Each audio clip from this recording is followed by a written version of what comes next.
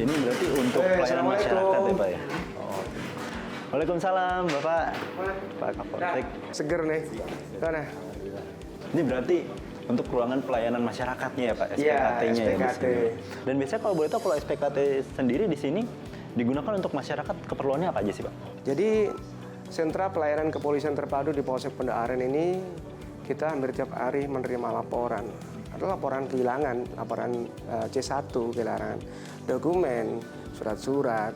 Terus ada juga yang laporan model B, laporan polisi model B, laporan pidana misalkan.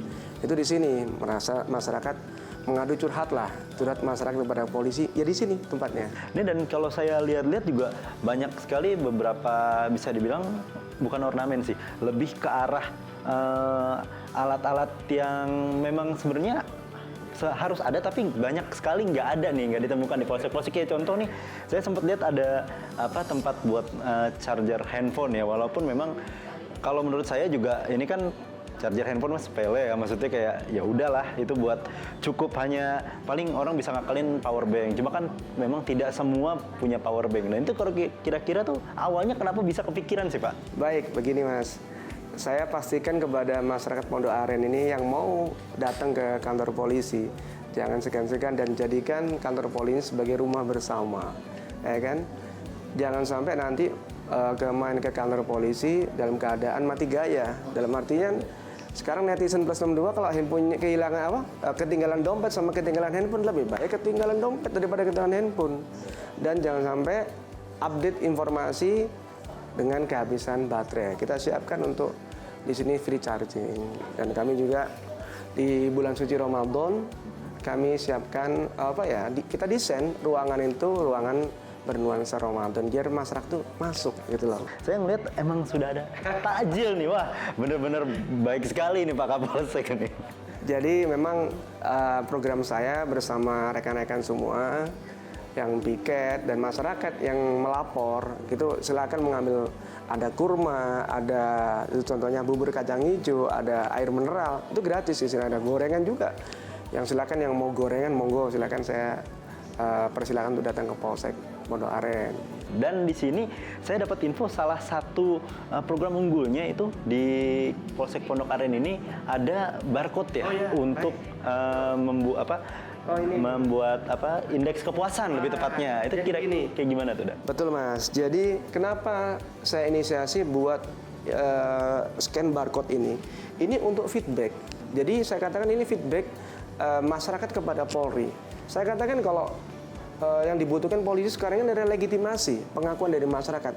Saya nggak butuh polisi A ini baik, si A ini jelek, enggak. Tapi yang pasti legitimasi secara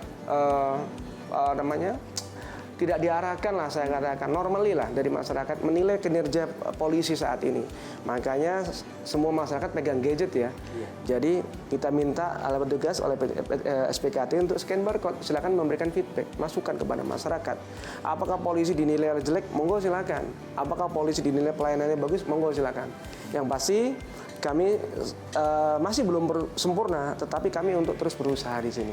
Iya benar sekali. Dan juga kalau misalkan dulu untuk indeks kepuasan masyarakat kan biasanya pakai ini kan ya, kertas pulpen, itu kan ya udahlah itu zaman dulu. Sekarang kan masyarakat memang sebagian besar bahkan hampir semuanya ya udah menggunakan smartphone, dan pastinya dengan teknologi seperti barcode itu jadi semakin lebih mudah lagi sih.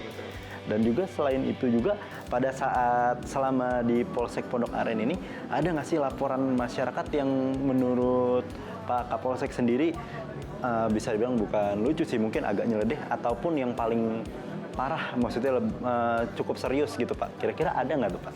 Ada Mas, jadi inilah dinamika kehidupan masyarakat, ya kan? Dinamika kehidupan masyarakat yang di Pondok Aren, berbagai macam peristiwa atau kejadian dialamin, ya kan? Yang pasti gini, saya sampaikan ke ada anggota yang piket SPKT dan piket reserse, kalaulah misalkan ada perkara yang ringan, dalam artian secara nominal pun ringan, kan saya sampaikan itu bisa diselesaikan dengan cara keadilan restoratif atau restoratif justice.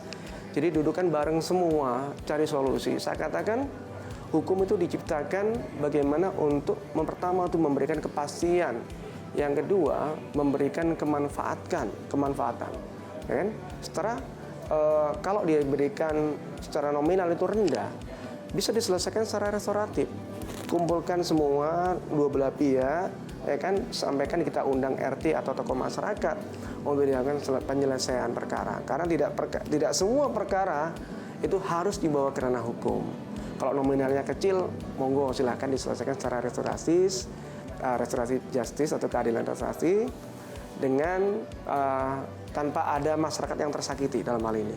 Benar sekali. Dan juga mungkin bisa dibilang tidak jarang juga ya, banyak sekali restoratif justice yang sudah terlaksana di sini ya Pak. Alhamdulillah. Itu berkat kegiatan apel 3 pilar, Mas. Kita setiap hari Rebu di Pondok Aren itu ada apel 3 pilar. Camat dan Ramil Kapolsek beserta seluruh jajaran kumpul. Bergantian. Bergantian. Jadi 11 kelurahan, di 11 kelurahan ini bergantian. Misalkan hari ini, Rabu ini di Kelurahan Jurangmangu Barat. Minggu depannya di Jurangmangu Timur. Itu hadir RT RW, ibu-ibu kader, dari Linmas, dari Babinsa, Babin Kaptimas, semua hadir di situ. Di situ masyarakat menghendaki tidak semua perkara memang harus dibawa ke ranah hukum. Kalau bisa diselesaikan secara musyawarah dengan mediasi, ayo kita bisa lakukan itu. Nah, kalau saya tahu biasanya kan kalau polsek tidak hanya SPKT juga, tapi SKCK juga bisa dibuat ya di sini juga Pak? SKCK ada di belakang. Ada di belakang SKCK ya? ada.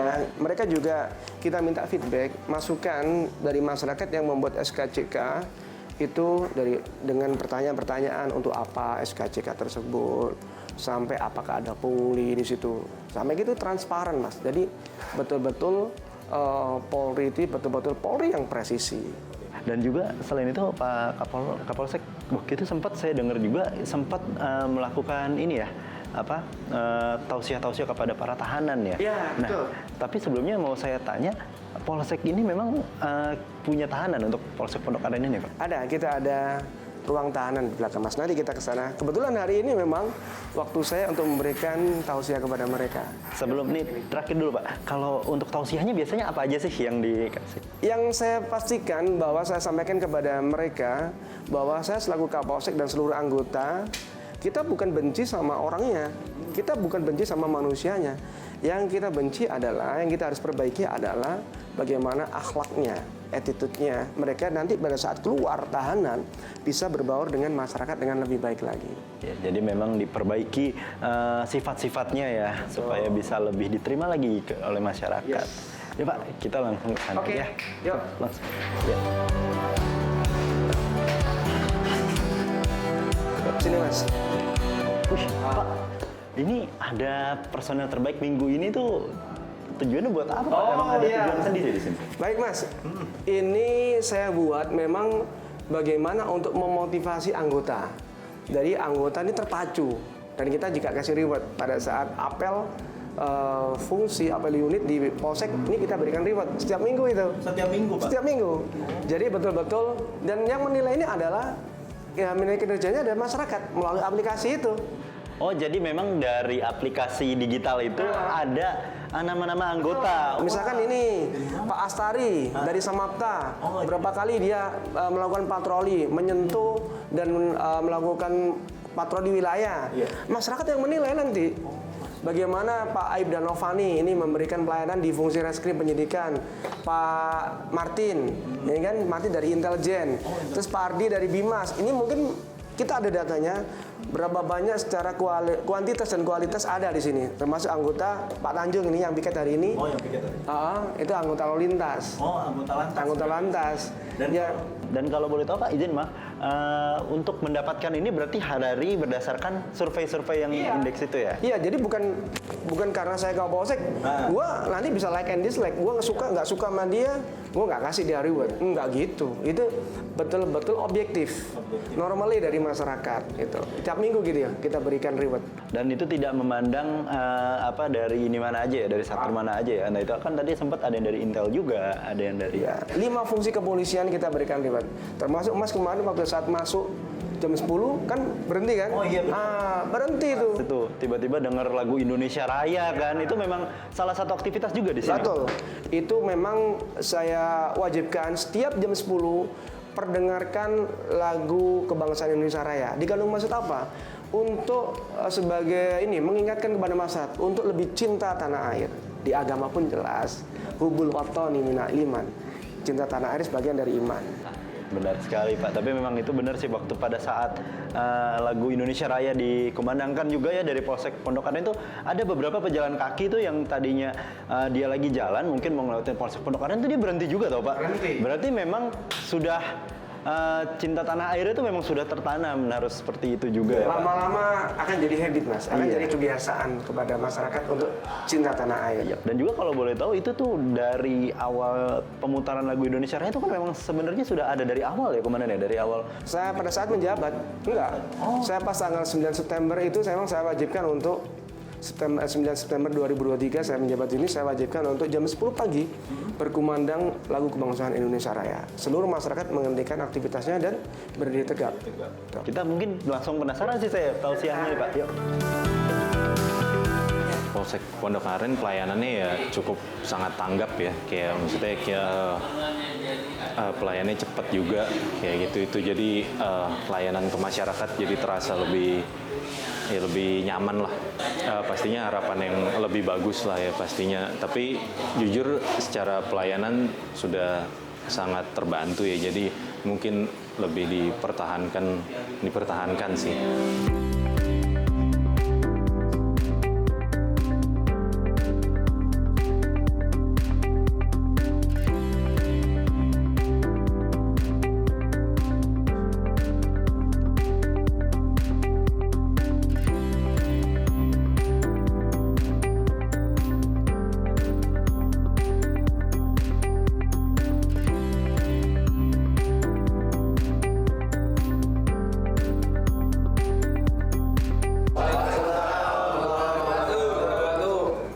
Saya punya kewajiban moral kepada rekan-rekan semua. Yang saya katakan berkali-kali, rekan-rekan semua ini adalah saudara saya juga.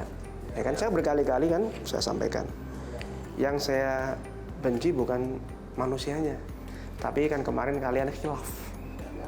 Ya kan, kalian khilaf melakukan perbuatan yang tidak sesuai dengan aturan undang-undang. Satu yang diharapkan oleh rekan-rekannya apa di sini itu? Ayo. Iya, menjadi lebih baik. Dan juga yang kedua, kalian pasti pengen kabur pasti. Ya. Yang pasti gini, rekan-rekan, ini di bulan Ramadan Allah memberikan 12 bulan. Ya kan? 1 bulan untuk bulan pengampunan. Ya kan? Ya kan? Kenapa dikatakan dalam Al-Quran ya ayyuhalladzina amanu kutiba alaikumusiyam kama kutiba alal ladzina min qablikum la'allakum tattaqun. Ya.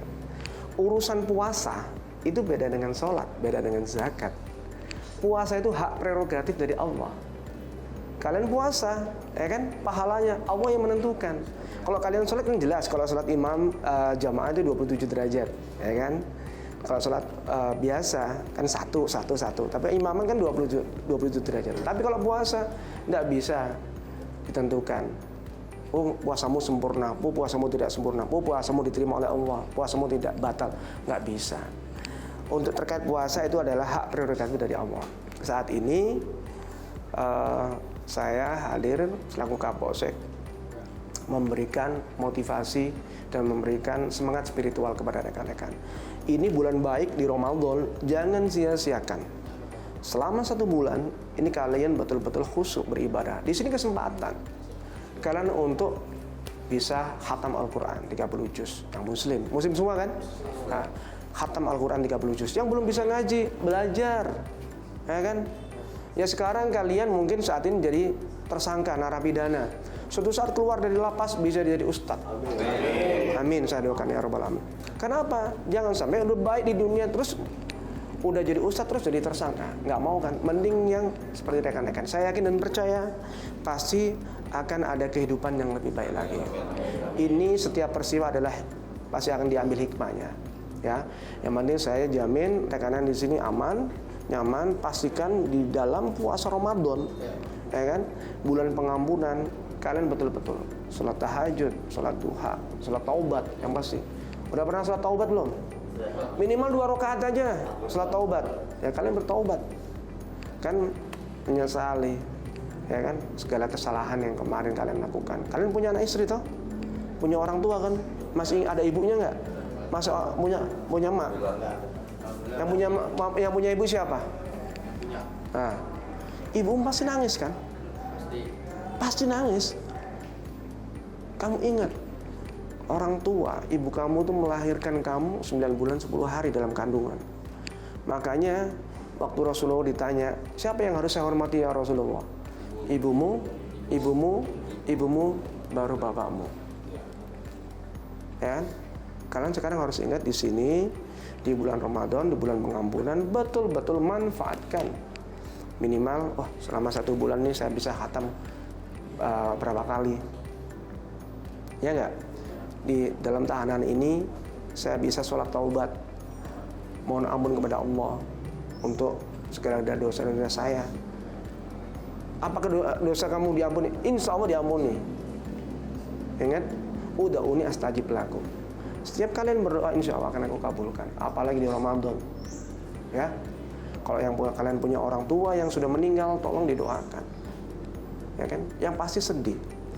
Orang tua kamu sedih, kamu di sini. Dan bukan karena kehendak saya masukkan rekan-rekan di sini, enggak. Saya nggak benci sama manusianya, tapi yang saya benci dengan attitude-nya, perbuatannya. Ya, nanti kita siapkan takjil, kita siapkan ini. Nanti kita semua siapkan tiap hari. Saya siapkan 100 kurma. Kalian semua nikmatin. Ya, kenapa di bulan berkah ini kalian juga harus bisa mendoakan buat diri kalian sendiri, buat keluarga kalian. Semoga ada titik terang, menjadi keberkahan bagi kita semua. Ya, mohon itu aja dari saya. Assalamualaikum warahmatullahi wabarakatuh. Ya, ayo berdiri.